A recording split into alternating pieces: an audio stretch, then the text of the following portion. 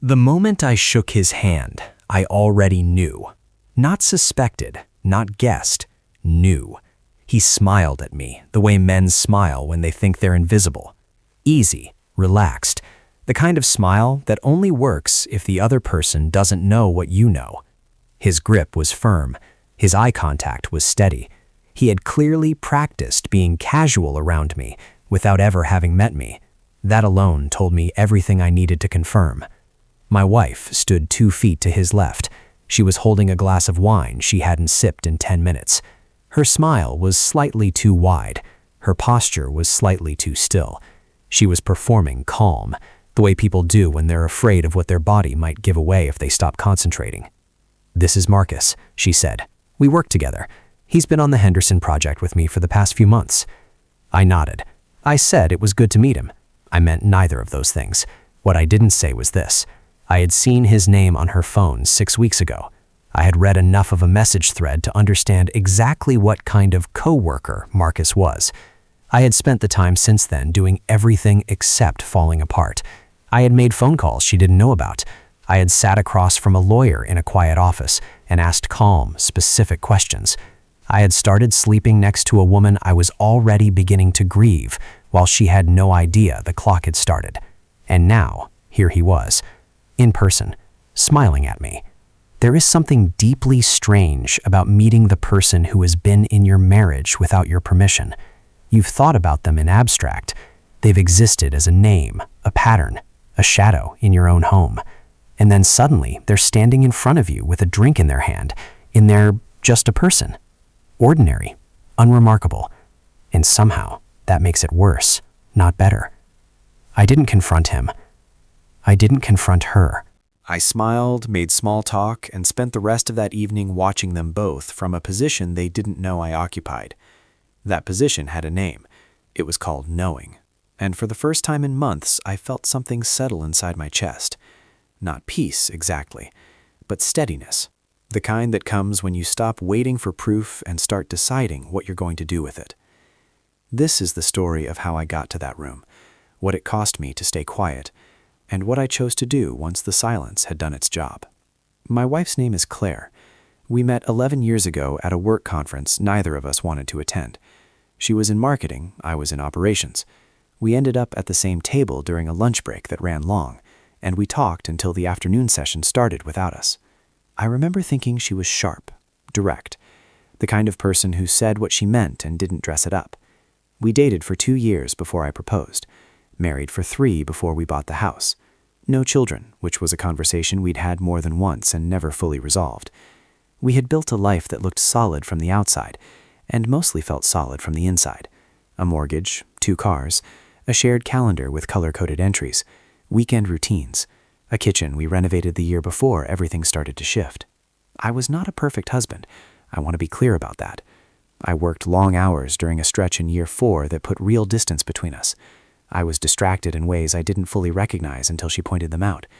We went through a rough patch around year 6 that we handled with a few sessions of couples counseling and what felt like a genuine reset. We came out of that period closer than we'd been in a while, or so I believed. That's the thing about a marriage that looks repaired. You stop checking the foundation once you think the cracks are sealed. What I can say honestly is that I was present in the years that followed. I made effort. I paid attention to her moods, to what she needed, to the places where we were still disconnected. I wasn't coasting. I wasn't checked out. I was genuinely trying to build something real with a person I had chosen, and I believed she was doing the same. That belief is not naive in a marriage of 8 years. It is what commitment looks like from the inside. You don't spend every day auditing your partner's loyalty. You extend trust because that's the only way a marriage functions. You assume the person next to you is operating in good faith because you are, and it doesn't occur to you to question it until something small and quiet forces you to look. I loved Claire. That part was never complicated. What became complicated was the version of her I started noticing in year 9. Small things at first, then patterns, then a name. But before I get to any of that, I want you to understand what I was protecting when everything started to unravel. It wasn't ego. It wasn't pride. It was 8 years of a life I had actually meant. That matters, because it explains why I didn't walk away the moment I got suspicious.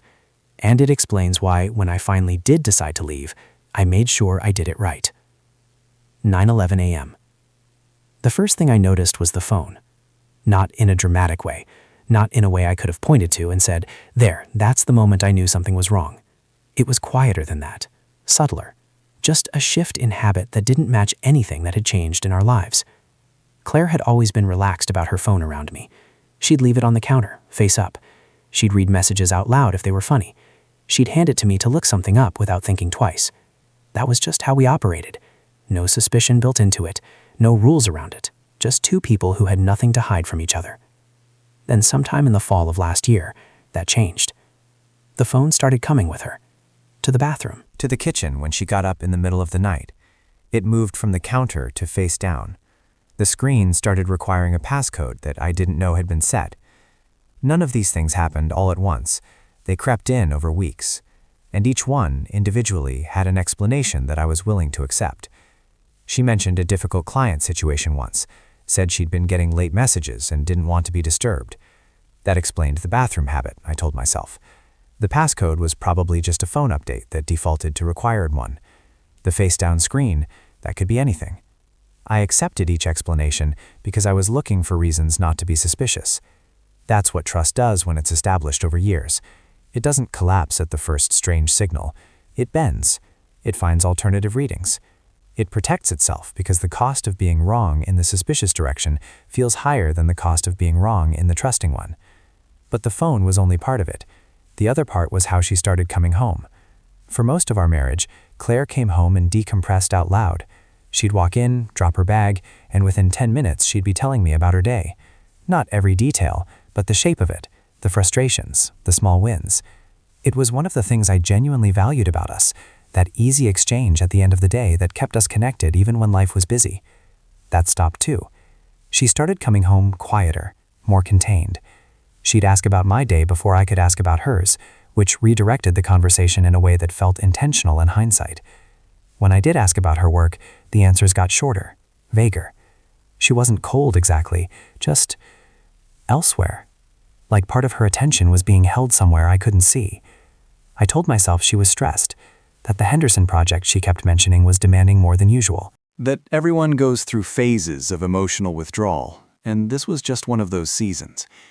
I kept choosing the innocent explanation, not because I was foolish, but because I wasn't ready to choose the other one. The cracks were there. I just hadn't decided to look at them yet.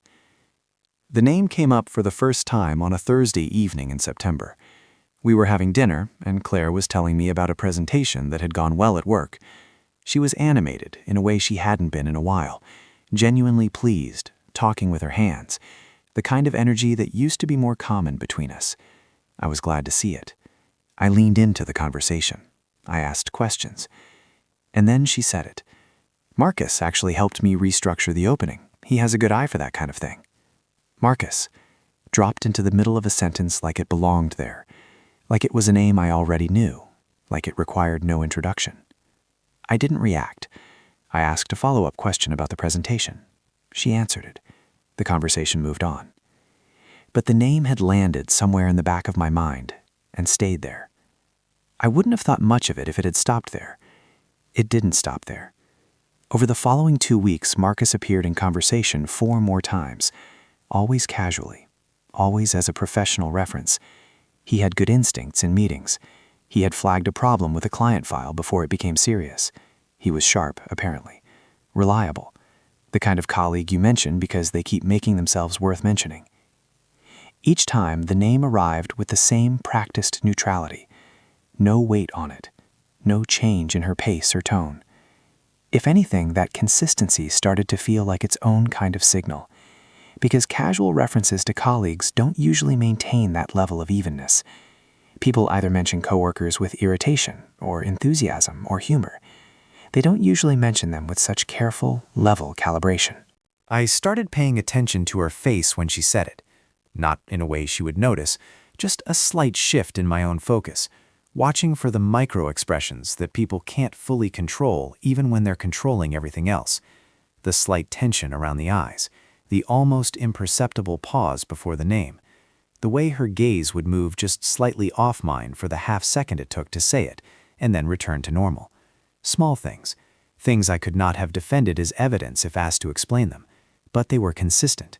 And consistency means pattern. And pattern means something is being managed. By the end of September, I had heard the name 7 times across various conversations. I had not asked a single pointed question about him. I had not indicated in any way that I was tracking it. I just listened and noted and filed it away in the part of my mind I had opened for exactly this purpose. What I felt during this period wasn't quite jealousy. It was closer to the sensation of standing in a room and slowly becoming aware that the floor beneath you is not as solid as it appeared. Not a collapse, just a shift in what you're willing to put your full weight on. I wasn't ready to call it anything yet, but I had stopped being willing to call it nothing. 9:12 a.m. I want to be clear about how I found it. I wasn't snooping. I wasn't in a paranoid spiral going through her things looking for something to confirm a fear I'd already decided was real. What happened was ordinary and accidental, and that's part of what made it so hard to process afterward. It was a Sunday afternoon. Claire was out running errands. I was working from the couch, and my laptop battery died. The shared tablet we kept on the coffee table was right there, so I picked it up to finish what I was doing. I opened it without thinking. It didn't go to my profile. It went to hers, and the messaging app she used for work was open, right there on the screen. A thread already loaded and visible before I could look away or decide not to look. I want to be honest, there was a half second where I could have put the tablet down, switched profiles, kept the boundary I'd always kept without needing to think about it. But something in the first line of the last message stopped me. Not the words exactly, the tone, the familiarity in it, the way it read like a conversation between 2 people who had run out of distance between them. So I read. I didn't read everything. The thread was long, weeks of messages compressed into a scroll I could only partially see before the screen would have required her password to load more. But what was already visible was enough. It wasn't graphic. There were no explicit details that I could hold up as definitive proof of something physical. What was there was almost worse in some ways, because it was intimate in the way that requires time and intention to build. There were inside jokes. There were references to conversations they'd had in person that I hadn't known about. There was a softness in how she wrote to him that I recognized from the early years of our relationship and had not seen directed at me in longer than I wanted to calculate. At one point she had written, "You make the hard days easier." That sentence sat in me like a stone. I put the tablet down. I switched it to my profile. I finished what I needed to finish for work. And then I sat very still for a long time in a quiet house and tried to decide what kind of man I was going to be in the next few hours. Because that choice, what you do in the immediate aftermath of something like that, it defines everything that follows. If I called her right then and accused her, I'd be reactive. I'd be handing over control of the situation to my own emotions. I'd be starting a confrontation without being prepared for where it might go. I didn't call her. When she came home that afternoon, I helped her bring in the groceries. I asked how the errands went. I made dinner. I sat across from her at our kitchen table, and I looked at the woman I had been married to for 8 years, and I said nothing about what I had seen. Not because I was weak, because I was thinking. And what I was thinking was this: if I was going to make a decision this big, I was going to make it from a position of clarity. Not shock, not anger, not grief. I needed to know exactly where I stood before I said a single word. That night, after she fell asleep, I lay in the dark and made a mental list of everything I needed to do. First on that list was a name I'd gotten from a colleague 6 months ago and never thought I'd need: a divorce attorney. I called the attorney on a Monday morning from my car. I had told Claire I was heading into the office early. Instead, I sat in a parking garage 2 blocks from our house and made the call before I had enough time to talk myself out of it. His name was Gerald Marsh. A colleague had mentioned him once in passing, not because anyone expected me to need him, just the way people share that kind of information in case. I had stored it without meaning to. He answered on the second ring. I told him I needed a consultation. I told him I had seen messages that suggested my wife was involved with someone else, and that I wanted to understand my options before I did anything. He was calm and professional in a way that helped me stay calm. He asked a series of direct questions. I answered them. By the end of the call, we had a meeting scheduled for Thursday. I drove to work and sat through 3 hours of meetings and did not fall apart. That surprised me, actually. I had expected the days following the discovery to be unbearable, and they were hard, I won't pretend otherwise. But there was something about having taken one concrete step that created a kind of internal structure. I had a direction. I wasn't just sitting in the wreckage. I was moving through it with a plan, even a small one. The meeting with Gerald was useful in ways I hadn't anticipated. He didn't encourage me toward any particular outcome. He laid out what the process looked like, what documentation would matter, what my rights were relative to the assets we shared. He told me that emotional evidence, messages, patterns of behavior, carried less legal weight than financial records or witness testimony, but that it still mattered for building a complete picture. He also told me something that I've thought about many times since. He said, "The people who come in here having already controlled their response almost always end up in a better position than the ones who reacted first and planned second." I wrote that down when I got back to my car. What followed was 3 weeks of careful, quiet documentation. Nothing dramatic. I noted dates and times when her behavior shifted. I made note of the name Marcus appearing in conversation, always framed casually, always as a work contact, always delivered with just enough normalcy to seem unrehearsed. I didn't access her phone. I didn't hire anyone. I stayed within limits that I could defend and that kept my own integrity intact. The hardest part wasn't the documentation. The hardest part was continuing to function inside a marriage I was already mentally stepping out of. Sharing a bed with someone while quietly preparing to leave requires a kind of emotional discipline I had never needed before. There were moments at dinner or on a Sunday morning when something familiar would pass between us. A joke, a comfortable silence, the ordinary texture of a life shared for years, and I would feel the grief of it like a weight pressing down. I wasn't grieving the betrayal in those moments. I was grieving her, the version of her I had trusted, the version I was no longer sure had ever fully existed. That is a different kind of loss than anger, and it was harder to carry. But I carried it. Quietly. Carefully. Because the moment I stopped carrying it quietly was the moment I lost control of how this ended, and I was not willing to lose control of how this ended. 9:13 a.m. The invitation came on a Wednesday evening. Claire mentioned it casually while we were cleaning up after dinner. A small get-together at a friend's place.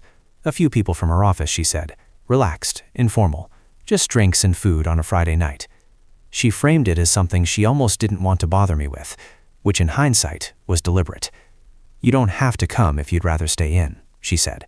Not pressuring, not avoiding, just leaving the door open in a way that looked like consideration, but functioned as an exit ramp she was offering me. I told her I'd love to come.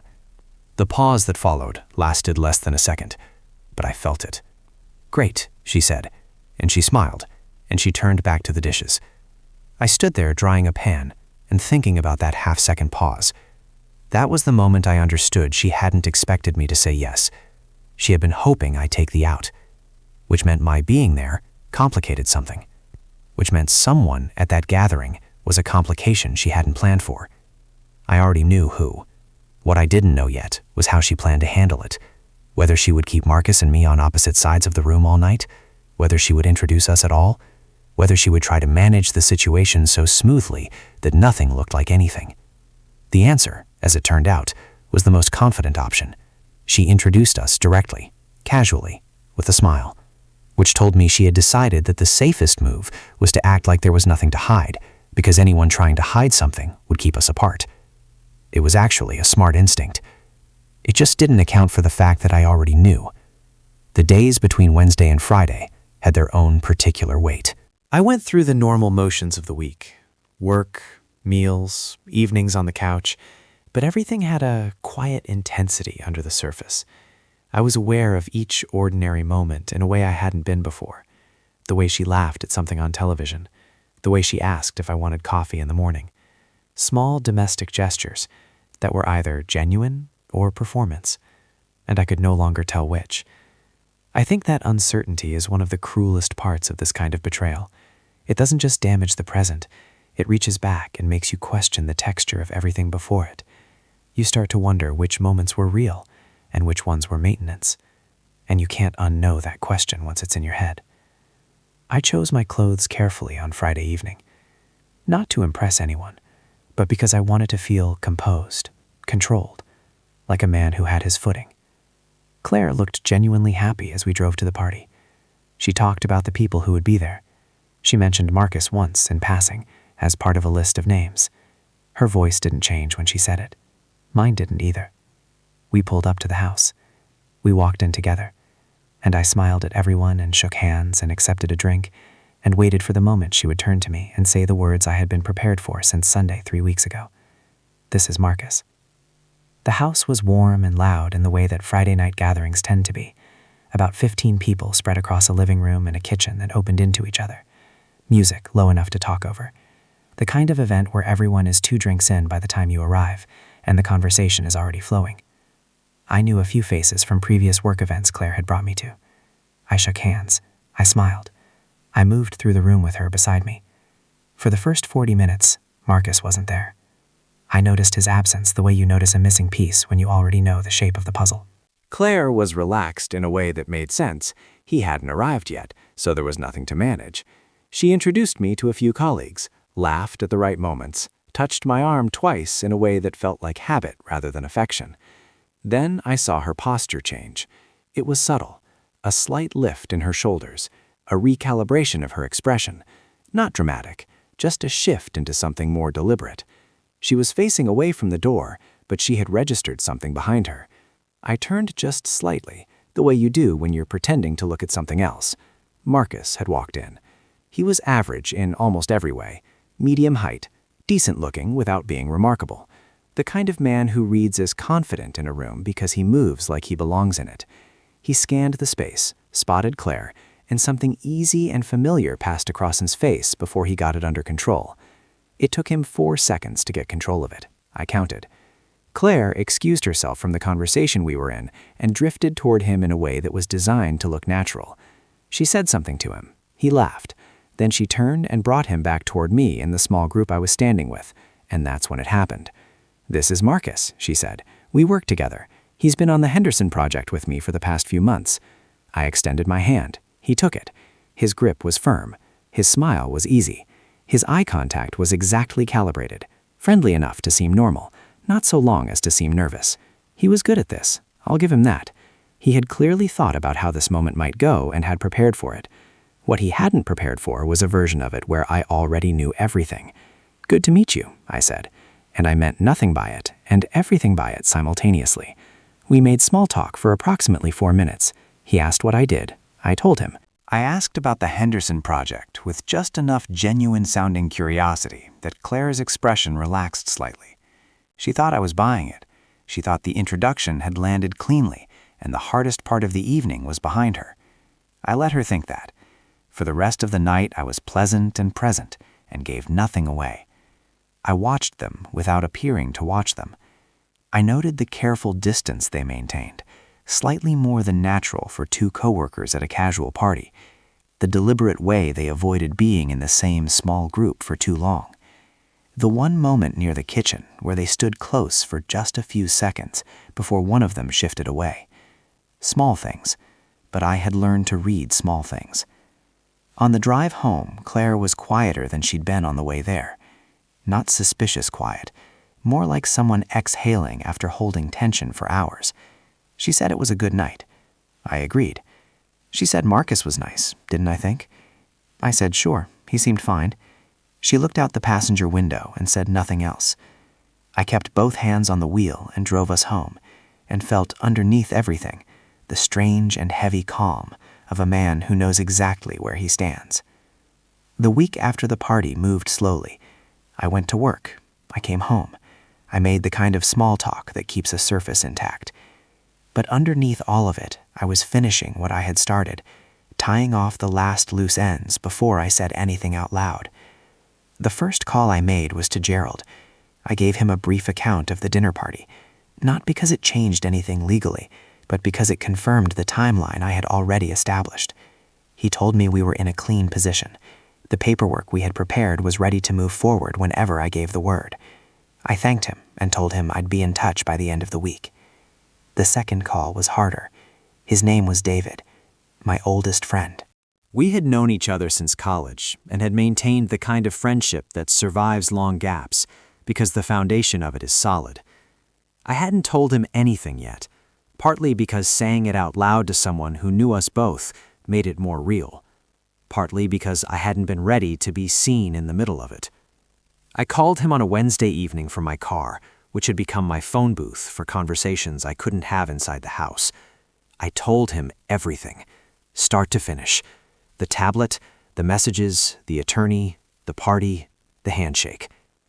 He was quiet for a long time after I finished. Then he said, "Are you okay?" Not, "What are you going to do?" Not, "I can't believe her." Just that. "Are you okay?" I told him I wasn't sure yet, but that I was steady. He said that was enough for right now. He offered to come over, and I told him not yet. He said he was there whenever I needed him, and I believed him, and that mattered more than I expected it to. After I hung up, I sat in the car for a while longer. There was something about saying it all out loud, in order, from beginning to end, that organized it in a way that living inside it hadn't. It had a shape now, a clear line from the first strange signal to where I was sitting in that parking lot. And having that shape made the next step feel less like a leap and more like a natural conclusion. I went inside that night, and I was present through dinner, and I helped clean up, and I watched an hour of television next to a woman I had already decided to leave. And on Thursday morning, I called Gerald and told him we could move forward. The conversation with Claire happened the following Tuesday, which you already know about. But what I want to add, what sits between Thursday's phone call and Tuesday's kitchen table, is one quiet Saturday where nothing happened at all. No decisions, no documentation, no rehearsing what I was going to say. Just a regular day that felt unbearable in its ordinariness. We went to the farmer's market. We had coffee. She laughed at something I said, and it sounded exactly like her. And I felt the full weight of what was already over, pressing down on an afternoon that looked completely normal from the outside. I think I needed that day to feel the loss of it fully before I initiated the end of it. Grief before closure, not after. That Saturday was my goodbye to the version of the life I had believed I was living. By the time Tuesday came, I had already mourned it. Which is why, when I said her name at the kitchen table, and she turned and looked at me, I was calm. Not cold, not detached, just ready. 9:16 a.m. I want to tell you that it ended with a confrontation worthy of everything that led up to it. A moment where I laid out every piece of evidence, where she broke down and admitted everything, where the truth came out in one clean, dramatic release, and we both finally said the things that had been building for months. That's not what happened. What happened was a Tuesday morning, 3 days after the party. Claire was getting ready for work. I was sitting at the kitchen table with coffee I hadn't touched. She came downstairs, picked up her keys, and I said her name in a way that must have carried something different in it, because she stopped, and she looked at me, and something in her face shifted before I had said another word. I told her I knew. Not everything, I said, but enough. I told her I had known for longer than she thought.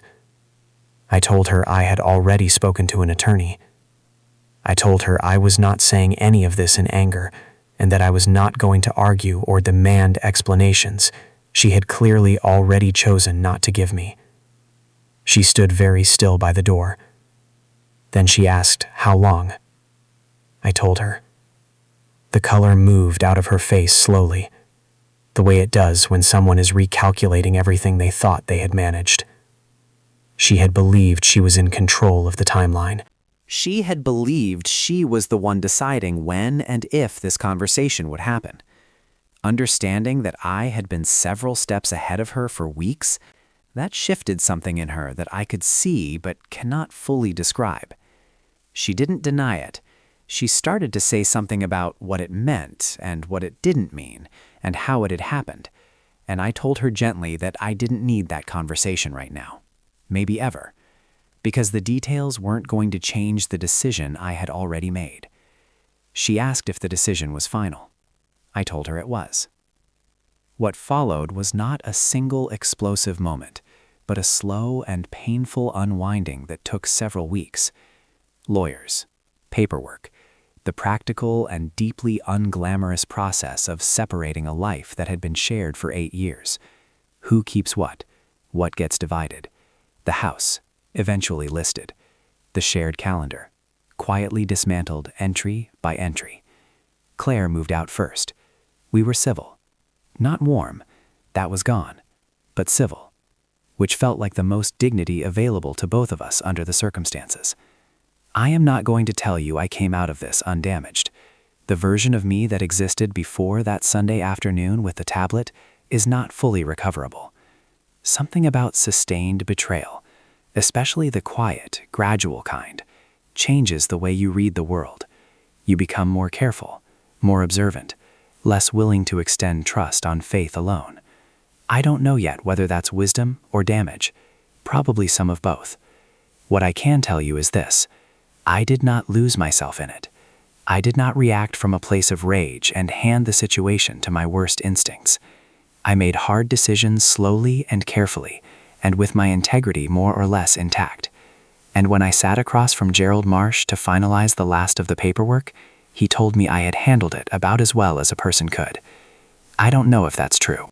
But I know I shook Marcus's hand in that room and smiled and said it was good to meet him, and I knew something neither of them knew I knew, and I stayed composed, and I chose my exit on my own terms.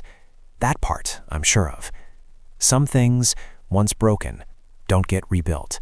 They just get replaced, slowly, quietly, with something more honest, something that doesn't require you to look away.